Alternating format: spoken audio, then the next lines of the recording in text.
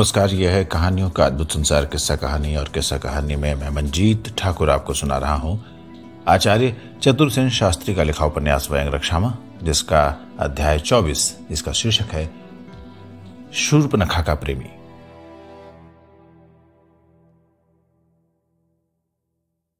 विद्युतजिह्व एक प्रतिभा संपन्न और वीर तरुण था।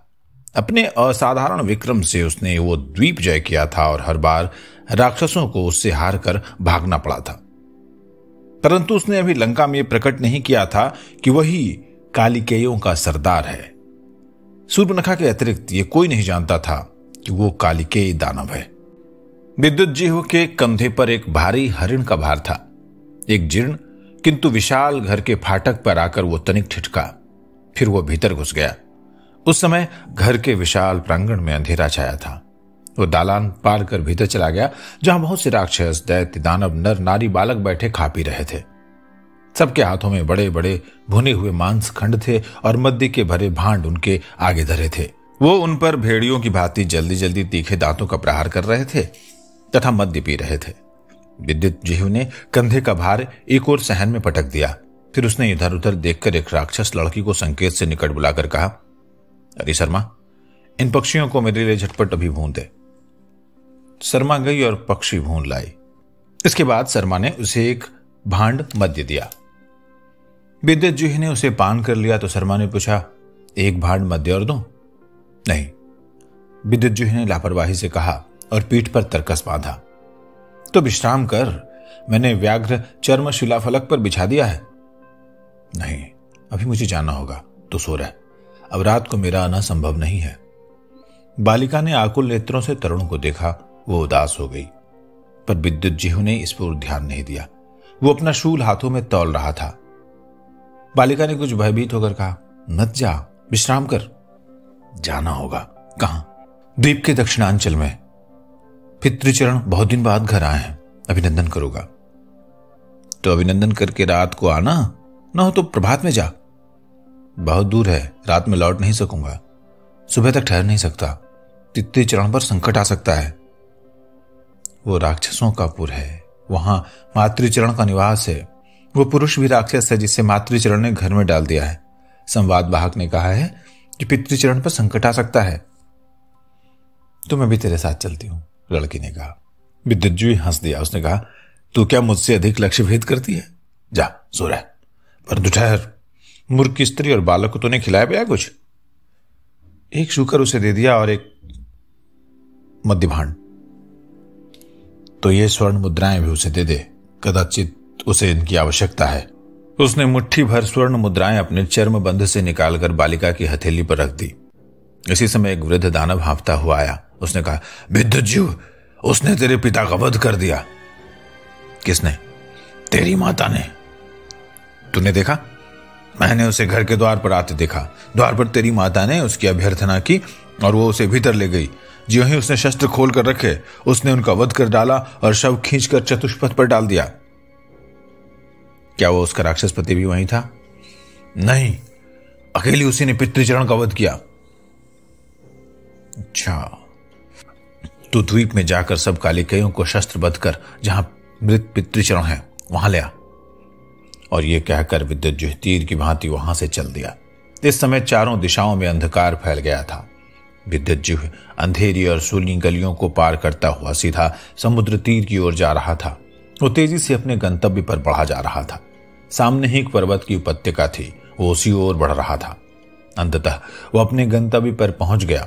यहां आकर उसने अपनी गति धीमी कर ली। यहां से पर्वत श्रृंखला शुरू होती थी। शीघ्र ही वो पर्वत के नीचे जा खड़ा हुआ। सामने समुद्र गरज रहा था, हवा तेज चल रही थी और जब वो पहाड़ से टकराती थी तो मेघ गर्जन के समान शब्द होता था। अब उसने सावधानी से देखा और बिल्ली की भांति निशब्द पर्वत की तंग राह पर चढ़ने लगा। थोड़ी ही दूर पर उसे गुफाएं नजर आने लगी थीं। छोटी बड़ी अनेक गुफाएं थीं। उन सब में राक्षसों और दैत्यों के परिवार रहते थे। किसी किसी गुफा से शोर आ रहा था, किसी में से मांस भूनने की गंध आ रही थी। वो पार्श्व में घूमकर उस बड़ी गुफा के द्वार के सामने पहुंचा, जिसके 150 फुट नीचे नदी बह रही थी। द्वार के सामने आकर वो कुछ ठिठका। उसने देखा सामने ही काली काली कोई वस्तु बीच राह में पड़ी है। वही उसके पिता का मृत शरीर था। बहुत दिन से उसने अपने पिता को नहीं देखा था, परंतु उसने कल्पनाओं और अनुमान से समझ दिया कि यही उसके पिता का शरीर है। उसने झुककर देखा और घुटनों के बल उसके पास बैठ गया। उसने एक लंबी सांस ली और सिर उठाकर गुफा की ओर देखा। उधर रावण ने उत्तेजित स्वर में कहा, विद्युतजिह्व ने अपनी मां को मार डाला है। शूर्पणखा ने उत्तर दिया, नहीं, यह संभव नहीं है। उसने मार डाला है। विद्युतजिह्व ने? बहन, यह अच्छा नहीं हुआ, बड़ी भयानक बात है यह। किंतु उसने सुकेतु को भी मार डाला और उसके सब राक्षसों को भी। किंतु राक्षसेंद्र? अब उसे देवता भी क्षमा नहीं कर सकते, मैं भी नहीं। तो मैं रक्षेंद्र को दोष नहीं दूंगी, परंतु मैं विद्युतजिह्व के साथ हूं, यह न भूलना। किंतु मातृवध कितना जघन्य है। पुरुष पर कर्तव्य का भी कुछ भार होता है, शूर्पणखा ने कहा। लेकिन मैं उसे अब अपना संबंधी स्वीकार नहीं कर सकता। सुकेतु हमारा वीर सेनापति ही नहीं था, परिजन भी था। रावण ने महिषी मंदोदरी की ओर देखा। मंदोदरी ने मग्न मन से कहा, मैं भी। बिंजला मेरी मौसेरी बहन थी। तो अपने संबंधी और परिजन के हत्यारे का हम कैसे स्वागत कर सकते हैं? ये तो बड़ी खराब बात हो गई शूर्पणखा। उसने अपनी सगी मां को मार डाला, हम उसका महिमहालय में स्वागत नहीं कर सकते। शूर्पणखा ने कहा, मैं नहीं चाहती कि वो यहां आए, मुझे ही उसके पास जाना होगा। कहां? अपने प्रियतम के पास। तो मुझे उससे युद्ध करना होगा। शूर्पणखा इस चेतावनी को अलग अंदाज में ले गई। उसने कहा, रक्षेंद्र, उसके पास भी शस्त्र हैं, तो तू रक्षेंद्र को चुनौती देती है। चुनौती रक्षेंद्र अपनी बहन को देता है, जो उसका व्यापार नहीं है। मंदोदरी ने कहा, किंतु मैं एक बार विद्युतजिह्व से बात करना चाहती हूं। मैं उसे मणिमहालय की जोड़ी नहीं लांघने दूंगा, रावण ने चेतावनी दी। तो मैं अब चली भैया, अभिवादन। ये दुस्साहस है तुम्हारा बहन। मंदोदरी ने कहा, तू हमें छोड़कर जा रही है? फिर कब आएगी शूर्पणखा? कभी नहीं भाभी, कभी नहीं। रावण ने कहा, ठीक है, जो मणि रत्न स्वर्ण तुझे चाहिए मणिमहालय से ले जा, और कुछ सैनिक भी। नहीं ले जा सकती, मुझे दहेज स्वीकार नहीं है। मंदोदरी ने कहा, क्या मेरे अनुरोध से भी नहीं शूर्पणखा? नहीं, जब तक रक्षेंद्र मेरे पति को अपना बहनोई स्वीकार कर मणिमहालय में स्वागत नहीं करें, तब तक नहीं। ये कभी नहीं होगा। रावण का अहंकार बोल उठा। तो भाई विदा, शूर्पणखा ने कहा। बहन, क्या यह यथेष्ट नहीं है कि तू उससे ब्याह कर रही है? मुझे भी उसे स्नेह करना होगा। स्नेह ही नहीं, आदर भी।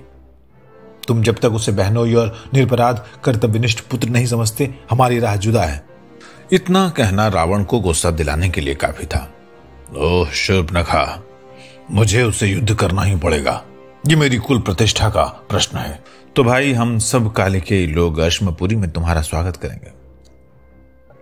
लंका में विद्युतजिह्व छद्मवेश में एक शिकारी के रूप में रहता था। इतने बड़े साम्राज्य के अधिपति की इकलौती प्यारी बहन भाइयों और भाभी के परम अनुरोध को भी न मानकर एकाकी उसके साथ चल दी। परंतु जब शूर्पणखा ने यहां आकर अश्मपुरी में उसका सामर्थ्य और वैभव देखा, तो उसे समझ में आएगा उसका पति एक छोटा सा राजा है। वो अपने कुल का अधिपति और एक द्वीप का स्वामी है। चलते समय रावण ने अपने प्रिय बहन को कहा था कि संकटग्रस्त होने पर वो उसकी शरण आ सकती है, किंतु उसने अपने घमंड और आत्मसम्मान के आवेश में रावण का उपाय भी स्वीकार नहीं किया था। अतः अब भला वो कैसे उसकी शरणापन्न हो सकती थी? उसने रावण का एक भी अनुरोध नहीं माना था, तो अब वो कैसे अनुरोध कर सकती थी? परंतु मधुयामिनी तो संपन्न हुई ही नहीं और संकट का काला पहुंचा। रावण के 1600 युद्धपोतों ने अश्मद्वीप को घेर लिया था। विद्युतजिह्व सूचना पर तुरंत ही युद्ध के लिए सन्नद्ध हो गया। समुद्र तट से दक्षिण दिशा में विराट समतल मैदान था। वहीं रावण ने महासुचि व्यूह बनाकर अपनी सेना को अवस्थित किया था। व्यूह के प्रांत भाग में उसने अपने सभी मामाओं को नियुक्त कर मध्य में कुंभकर्ण को रखा तथा सेना के पृष्ठ भाग की रक्षा स्वयं अपने अधीन की। विद्युतजिह्व ने अर्धचक्र व्यूह रचा, मध्य में वह स्वयं रहा और प्रांत में कुंजर और सनीत कालिके सेना नायकों को नियुक्त किया। दोनों ओर से रणवाद्य बजे तथा सेनाएं जब जय जयकार कर तुमुलनाद करती हुई शस्त्र चमकाती परस्पर गुंथ गईं, तो देखते ही देखते बाणों से दिशाएं व्याप्त हो गईं। शीघ्र योद्धा कटकट कर भूमि पर गिरने लगे, लाशों के लोथ गिरने लगे।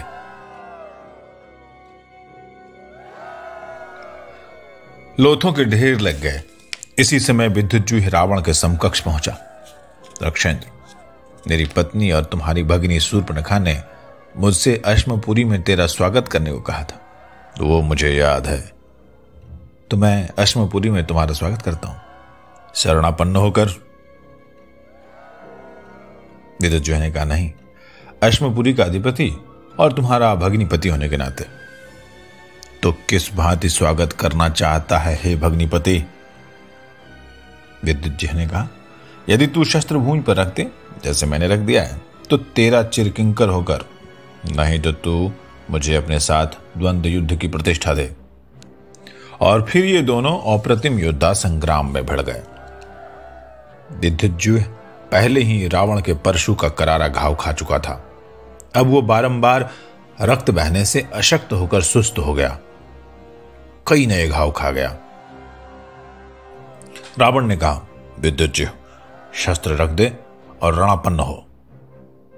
विद्युज्जु ने कहा, रक्षेंद्र, जब शस्त्र धारण करने में समर्थ न रहूं तब तू ही मेरे शस्त्र को ग्रहण करके मुझे सम्मानित करना। इतना कहकर उसने एक विकट वार रावण पर किया, पर रावण ने उछलकर खड्ग का एक जनेऊ हाथ दिया, जिससे विद्युज्जु का सिर कटकर भूमि पर जा गिरा। इस पर कालिकेय क्रुद्ध हो एक बारगी ही राक्षसों पर टूट पड़े, पर रावण ने युद्ध रोक दिया। उसने कहा, अब युद्ध का कोई प्रयोजन नहीं रहा। विद्युज्जु के सेनापति भयंकर ने कहा, हम भद्र विद्युज्जु का शरीर लेकर अश्मपुरी जाते हैं। रक्षेंद्र अश्मपुरी के द्वार पर आए, वहां कालिकेयों की रानी शूर्पणखा उनका स्वागत करेंगी। कालिकेय अतिरथी विद्युज्जु के शरीर को लेकर लौट गए। उनके पीछे रावण निरस्त्र हो मंत्रियों सहित अश्मपुरी को चला। उसके पीछे सब राक्षस सैन्य शस्त्र नीचे किए हुए आए। अश्मपुरी में विद्युज्जु की चिता नगर के बाहर रची गई और शूर्पणखा ने चितारोहण की तैयारी की। सब कालिकेय निराहार रहकर समुद्र स्नान कर चिता की परिक्रमा कर नीरव खड़े हो गए। तभी कालिकेयों की रानी सद्य विधवा शूर्पणखा श्रृंगारित हो चितारोहण के लिए आई। पहले उसने चिता की परिक्रमा की, फिर उसने रावण के निकट आकर कहा, स्वागत भाई, अश्मपुरी में तेरा स्वागत है, परंतु तू मुझे क्षमा कर रक्षेंद्र, मैं अधिक विलंब नहीं कर सकती, तेरा कल्याण हो। रावण की आंखों में आंसू भर आए। उसने कहा, बहन, ये तू क्या करती है? मैं तुझे लंका ले जाने के लिए आया हूं, परंतु वीर, मेरा पथ मुझे मालूम है। तूने अपनी मर्यादा रखी, कुल मर्यादा, राज मर्यादा। मैंने अपनी मर्यादा रखी, स्त्री मर्यादा के लिए वहां जा रही हूं अज्ञात लोक में। भाई रक्षेंद्र, तू महाप्रतापी सत्व है। तेरे अनुग्रह से मैंने केवल एक रात का सुहाग भोग लिया है। मैंने दोनों कुलों को धन्य कर दिया, तेरे रक्षकुल को भी और अपने कालिकेय कुल को भी। अब तेरी मेरी राहें जुदा हैं, तू अपनी राह जा, मैं अपनी। ये नहीं होगा बहन, तुझे हम सभी भाइयों ने अपनी नेत्र ज्योति समझा। कुल मर्यादा का पालन न करने से कुल क्षय होता है, इसी से मुझे यहां आना पड़ा। पर विद्युज्जु सुप्रतिष्ठित है, उसके विवाह करके तूने रक्षकुल को कलंकित नहीं किया, मैं संतुष्ट हूं। परंतु खेद है, विद्युज्जु ने मुझसे तुझे नहीं मांगा। अब तो बहन, जो होना था सो हो गया। अब तू ये भयंकर इरादा त्याग दे और शोक को भी मन से बाहर निकाल कर। रावण ने आगे बढ़कर बहन का हाथ पकड़ लिया। कुंभकर्ण ने उसे अपनी प्रलंब बाहुओं में उठा लिया। शूर्पणखा ने रोते हुए कहा, तो भाई, मैं कालिकेयों को छोड़ नहीं सकती। ठीक है, तो जा, अपने सब कालिकेयों के साथ जा, दंडकारण्य में रह। दंडकारण्य मैंने तुझे दिया बहन, तू वहां रह चुकी है, वो प्रदेश तुझे प्रिय है, अब से तू ही वहां की स्वामिनी है। पर कालिकेय राक्षस धर्म स्वीकार कर लें। शूर्पणखा ने यह मान लिया, हां, कालिकेय राक्षस धर्म स्वीकार करेंगे। मैं खर को आदेश दे दूंगा कि दंडकारण्य की स्वामिनी शूर्पणखा है, वो शूर्पणखा का अनुगत होकर रहे। शूर्पणखा ने यह स्वीकार कर लिया और विद्युत चूहे की चिता में अग्नि दी गई।